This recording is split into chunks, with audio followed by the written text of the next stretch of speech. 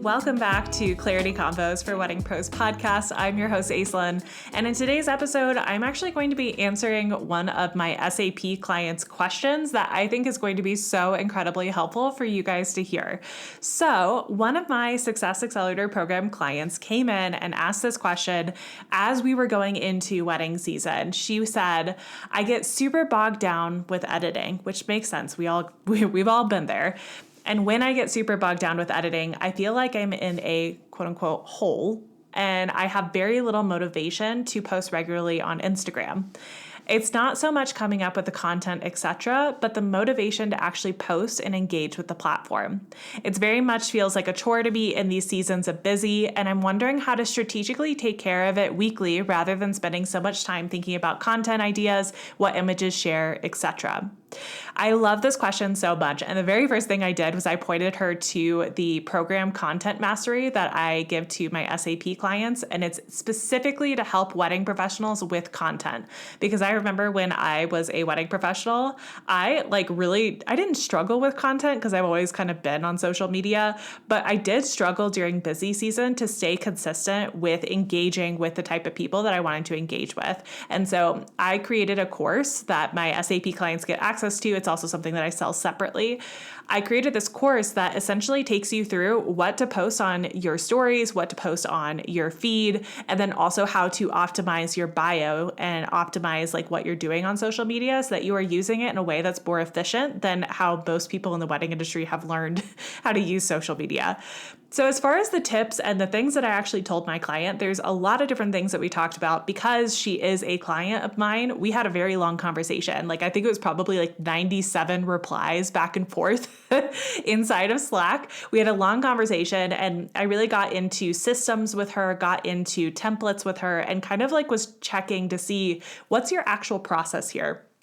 Because notice what she was saying was, I have little motivation to post on social media regularly when I'm busy, not that she doesn't know what to post. That's a very different problem to have than I don't know what to post. So what I did was I told her essentially the same thing with going to the gym. It's a Tuesday, so I'm going to do these specific lifts.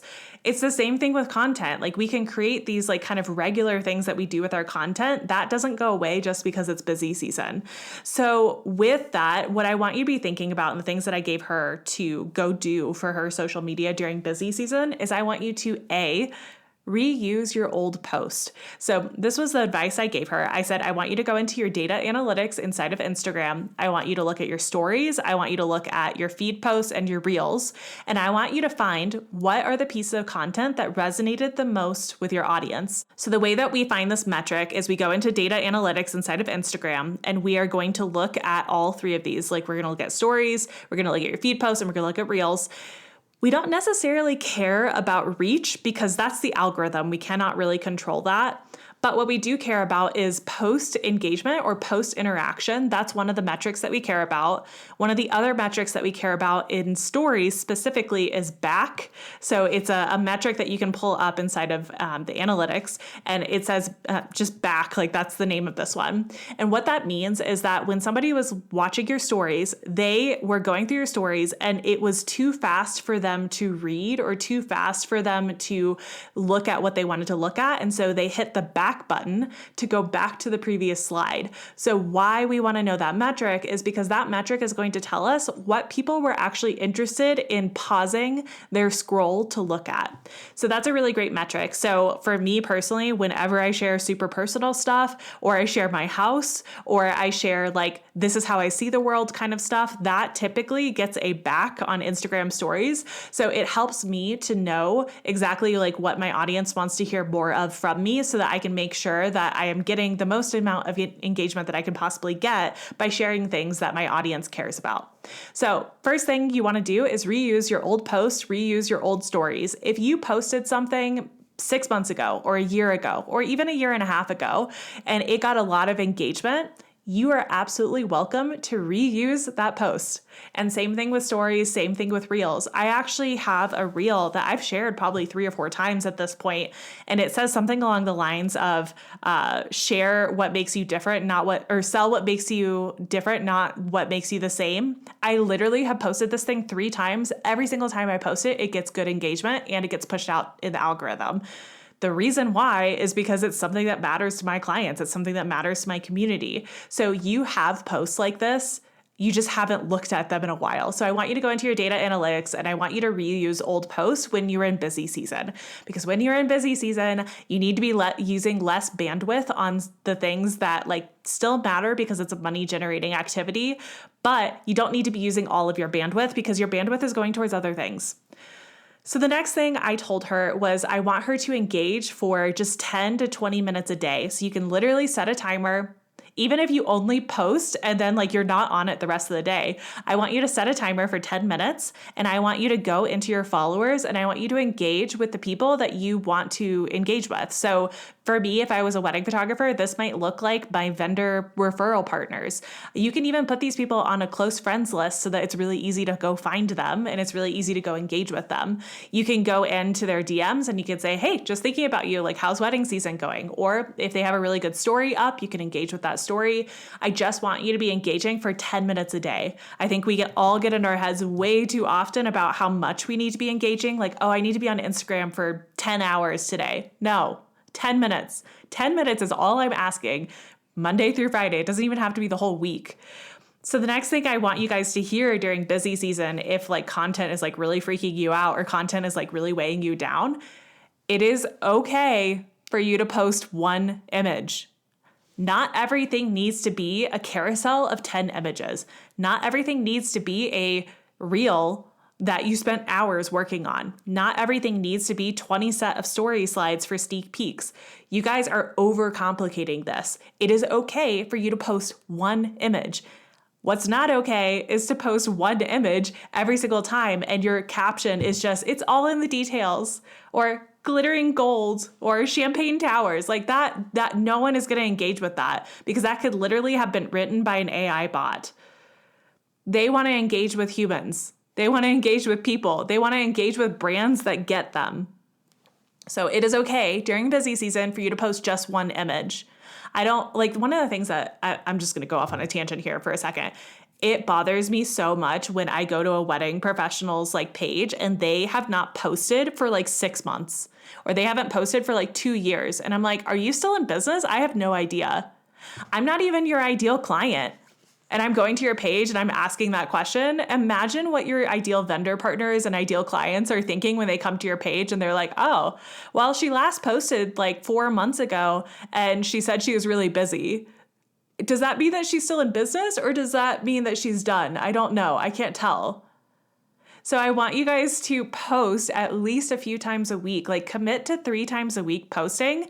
And I also want you to scroll less. That's one of the biggest things. And I know you guys are sick of hearing that, but make your time on social media intentional. If you lack motivation, we need to make some routines around it and we need to cut down the mindless scrolling. We need to cut down the amount of time we're spending on the app if we're lacking motivation. Go focus your attention somewhere else. Your focus is a very limited resource, but what we focus on expands. So do you really want to spend your time expanding other people's businesses or do you want to go expand your own? Focus on the things that matter. I'm going to give you guys a couple of fallback ideas for Instagram stories that I think are going to be really helpful. And these are just things that if you are running out of ideas of what to post this week or what to post today, go use these. And I promise you that you'll at least get some engagement.